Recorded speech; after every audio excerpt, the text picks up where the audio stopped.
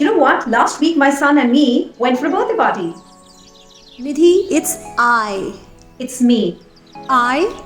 Me. I? Me. Ugh. What do you think? Is it I or is it me? Think about it and I'm going to be back. And if you've not subscribed to my channel yet, go ahead and do that right away before I come and share with you it's I or me.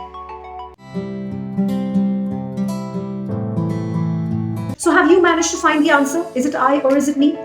This is such a common error, and today we're going to understand which one should be used and when. Would it be I or would it be me, and when to use them? So let me repeat my sentence again. Last week my son and me went for a birthday party. Yes, this sentence is wrong. Now, let me share why this sentence is wrong. And I'm going to give you a very simple explanation, and believe me, the error that you might be making, you're not going to be doing that ever again. I'm going to share two sentences now. The first sentence, my son and I went for the birthday party.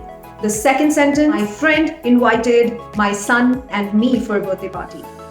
Notice the two sentences. Can you find out the difference here? Let me share it with you. So going over to the first sentence, who is doing the action here?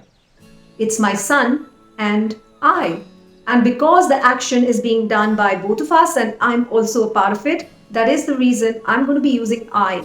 So when you are the one who is doing the action, use I. My son and I went for the birthday party. Now coming to the second sentence. Look at it carefully and please tell me who is doing the action here. The action here is being done by my friend. My friend invited my son and me for the birthday party. My friend is doing the action and my son and me are the receivers of that action. That is why we are going to use me here. It's so simple, right? Use an I if you're the one who's doing the action. Use me when you're the one who's receiving the action. And if you can identify this in a sentence, you'll use the correct word, me or I. Decide. I hope this quick trick is going to help you to identify which word are you going to use next. And if you've understood the concept, quickly write in the comment box two sentences with the correct use of me and I.